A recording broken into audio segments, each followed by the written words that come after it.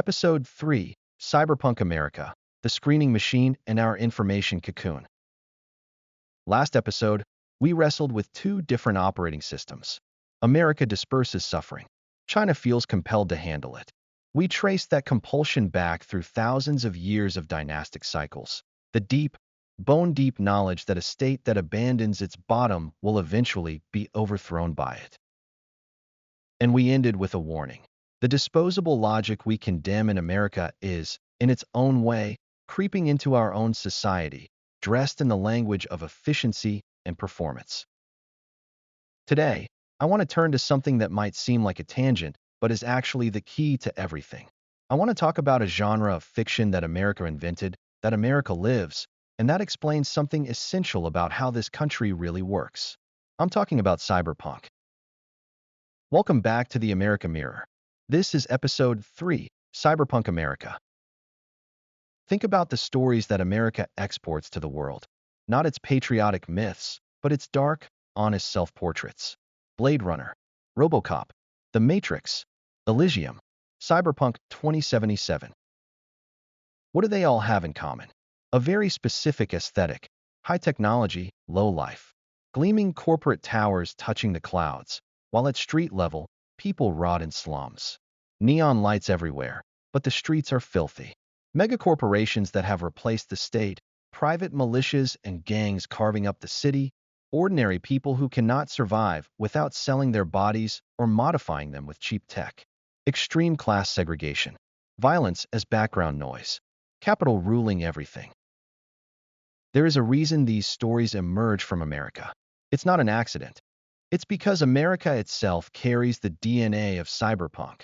Hypercapitalism, extreme individualism, corporatization, media saturation, the commodification of violence, a near-religious worship of technology, winner-takes-all competition, and communities so fragmented that no one even knows their neighbor's name. What does America most resemble? Not a pastoral dream, not a utopia, not common prosperity. America most resembles cyberpunk. And the essence of cyberpunk is very simple. The top-tier technology is extremely advanced, yet the bottom-tier life is extremely rotten. The corporate towers touch the clouds, and people die in the alleyways unnoticed. Now, let me be careful here. I am not saying China has no dark side. Every modern society has one. But China's dark side does not look like American-style cyberpunk, where megacorporations replace the state, where street gangs and private armies carve up territory, where the bottom is simply discarded by capital as worthless waste. That is not our social imaginary. If you want a metaphor for China's modernity, it is less Blade Runner and more like a grand strategy game.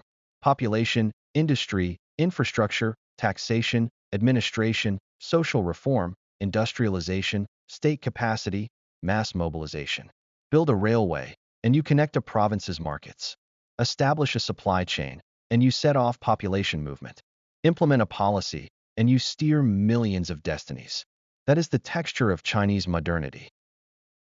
China's weight is people being organized by the system. America's horror is people being abandoned by capital. And this brings us to the question that most confuses Chinese people when we look at America.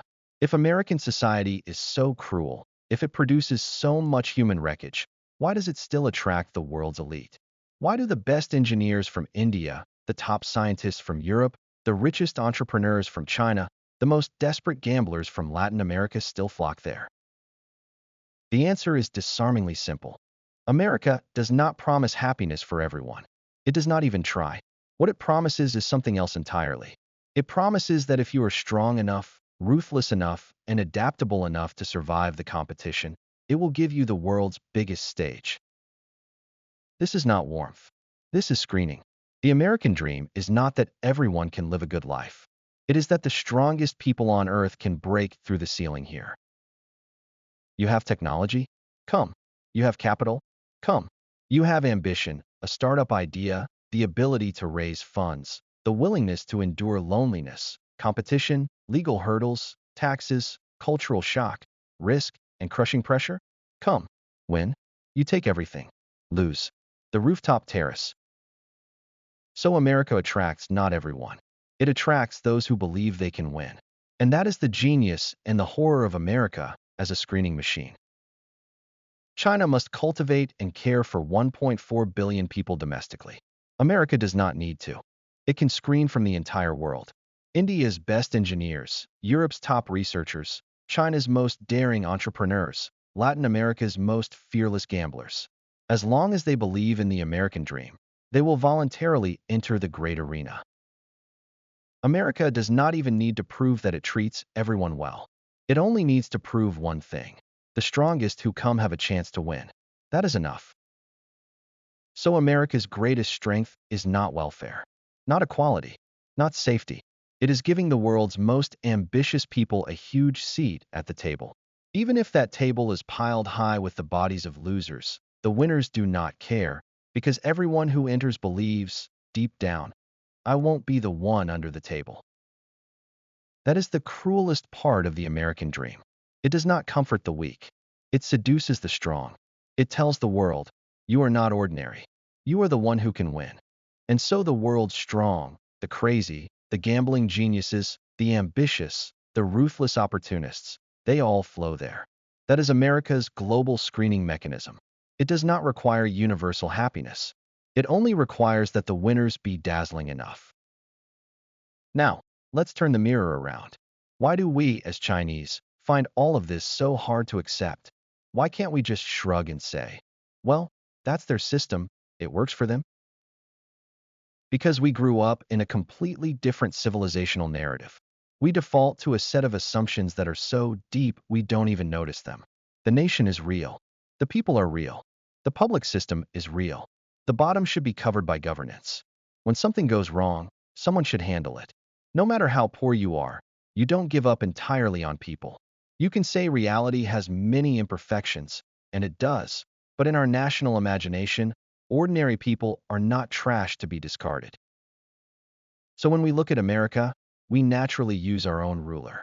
How can a country so strong let people go bankrupt from medical bills? Let so many homeless live on the streets? Let ordinary people be devoured by gun violence, drugs, debt, insurance, and rent? Let the bottom be left to the mercy of the market? This question itself reveals the Chinese information cocoon. And here I need to be very clear. Our cocoon is not thinking too badly of America. Our cocoon is the unconscious, deeply ingrained assumption that a powerful nation naturally serves ordinary people's lives. That the nation and the people are naturally bound together. That a strong nation should at least try to support ordinary people.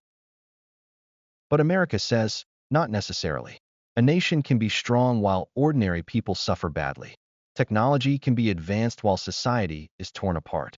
Capital can thrive while the bottom collapses.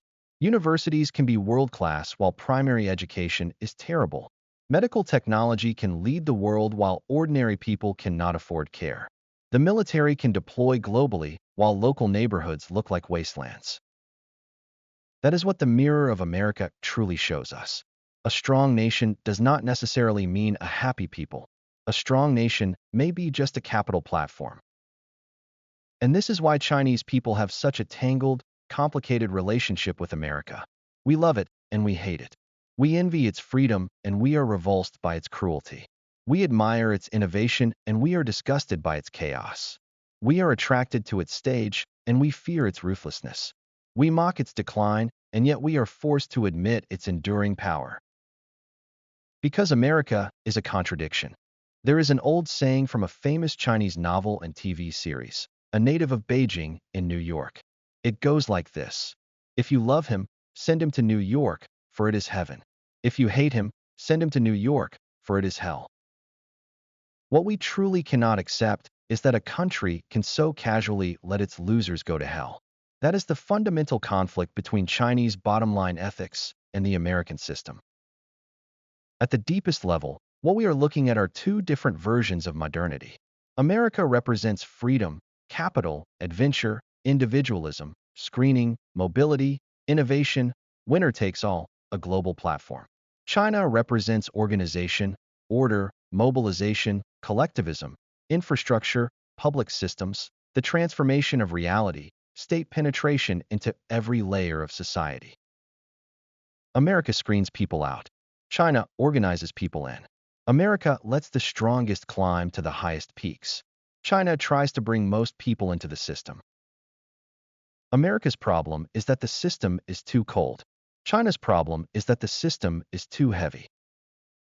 America is like a vast global arena where geniuses and madmen and capitalists and scientists and entrepreneurs and elite immigrants can rise to dizzying heights, while the losers fall into the darkness beneath the stands, unseen and unremembered.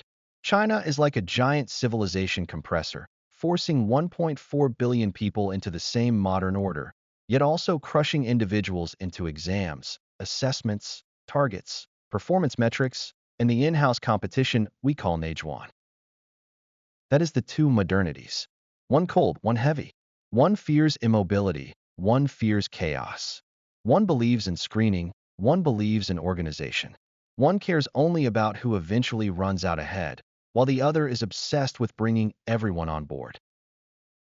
So what does this mirror finally reflect back at us? It reflects that the Chinese instinct, that the state must be responsible for ordinary people, is not a universal default. It is a precious, hard-won civilizational inheritance, paid for in blood over thousands of years of dynastic rise and fall. And it reflects that America is not the final answer for the world's future. It is just a dangerous, extreme form that modern capitalism can take. It shows us that a country can be extremely powerful and extremely cold. A society can be extremely advanced and extremely heartless. A platform can be extremely prosperous while quietly devouring ordinary people. In the next and final episode, we will ask the biggest question of all. Will America collapse? Not in the way Chinese people imagine dynastic collapse, with peasants rising up and a new mandate of heaven, but in its own, strange, platform-like way. And we will ask, what is the road China is trying to walk? Can a country of 1 billion people be powerful without becoming cold, be modern without handing everyone over to capital screening, be efficient without turning society into an arena that only rewards winners? That is the weight and the dignity of China's path, and it is where we will conclude. This is the America Mirror. I'll see you for the final episode.